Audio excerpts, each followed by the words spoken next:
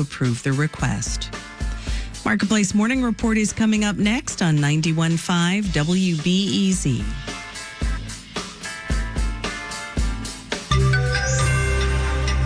One in three workers have very little set aside for retirement. Marketplace Morning Report is supported by Progressive Insurance with Snapshot. Learn more about Snapshot at progressive.com or 1-800-PROGRESSIVE. Snapshot not available in California or from all agents. I'm David Brancaccio. More than 60% of people over 50 are worried they won't have enough money to live on in retirement. This from the latest Financial Security Trends survey from AARP. A third of people who are still working have saved less than $10,000 for retirement. Marketplace's Samantha Fields reports. As people get closer to retirement, they often start to worry about it more. David John at AARP says that's partly because it's becoming more real to them. And people really aren't sure how much they're going to need or how to deal with that.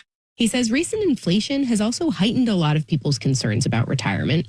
They're especially worried about health care, unexpected expenses, and a key one is prices rising faster than their income.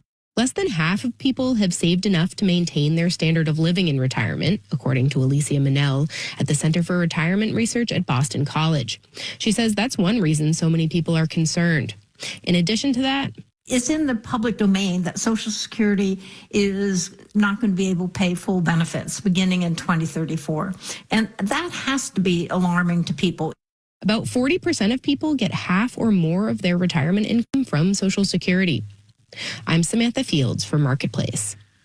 Retired workers got $1,900 a month from Social Security last year. And remember, that's taxable. That was an average.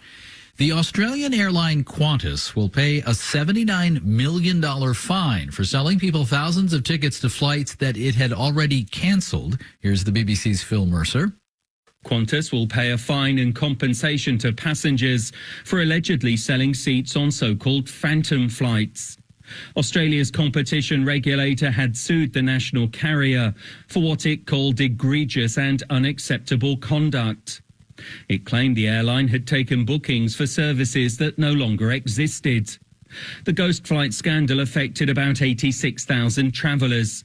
Qantas's chief executive Vanessa Hudson said customers had been let down and that the company had fallen short of its own standards. Phil Mercer's in Sydney. Markets Dow, S&P, and NASDAQ futures are each up 0.3%. Investor of legend Warren Buffett calls his company's annual shareholder meeting Woodstock for capitalists, but it was a reflective gathering over the weekend, given the death at age 99 last year of Buffett's longtime business partner, Charlie Munger. This year's meeting had a special emphasis on the issue of succession. Here's Marketplace's Nova Safo. Berkshire Hathaway is essentially two companies, a conglomerate that owns various businesses from See's Candies to Geico Insurance. It's also a massive investment fund. And for the first time, Warren Buffett over the weekend said he expects his chosen successor to lead both of those businesses. That person is Greg Abel, who's the longtime head of Berkshire's utility business. He sat next to Buffett for the annual question and answer session with shareholders, occupying the seat previously held by Charlie Munger, who together with Buffett built Berkshire Hathaway into an investment powerhouse. Munger died in November at the age of 99. For his part, Abel told shareholders that he would maintain the investment principles set by Buffett and Munger. And what are those principles? Buffett put it this way: investing in something with little risk that makes a lot of money. Sounds simple enough, and yet the company is sitting on a cash pile of $189 billion. Buffett said right now, he's not seeing a lot of opportunities for new investments. I'm Nova Safo for Marketplace. Marketplace Morning Report is supported by Twilio Segment. Segment helps every team access good data, data that's real-time, clean, and accurate.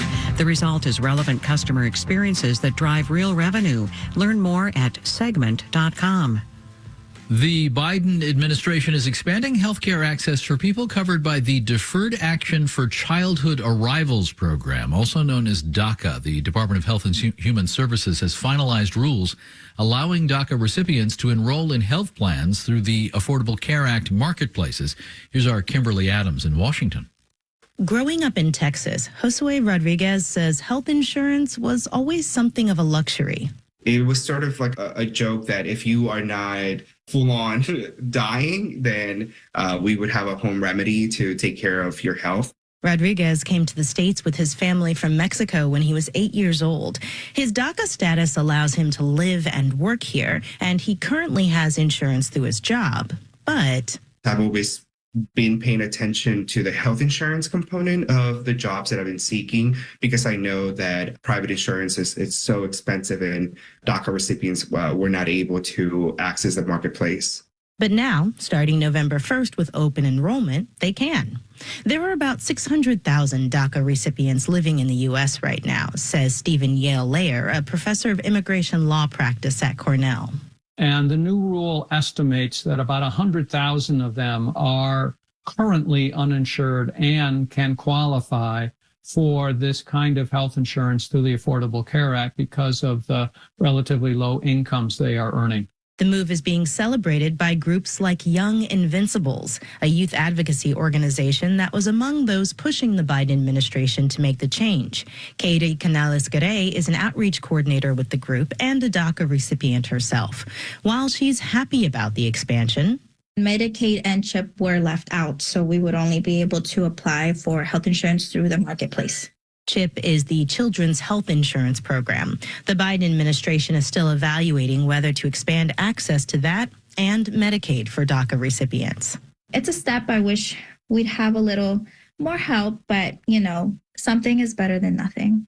Canales-Garay says having the ability to fall back on the ACA exchange means DACA recipients won't be trapped in bad jobs for fear of losing access to health insurance, which, she says, can improve someone's mental health as well.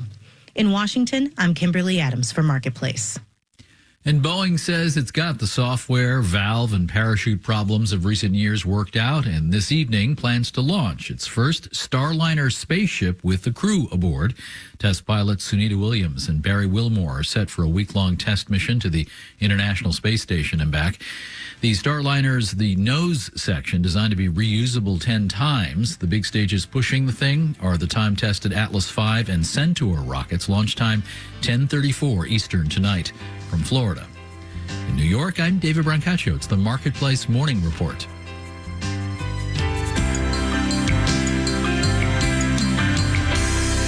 From APM, American Public Media.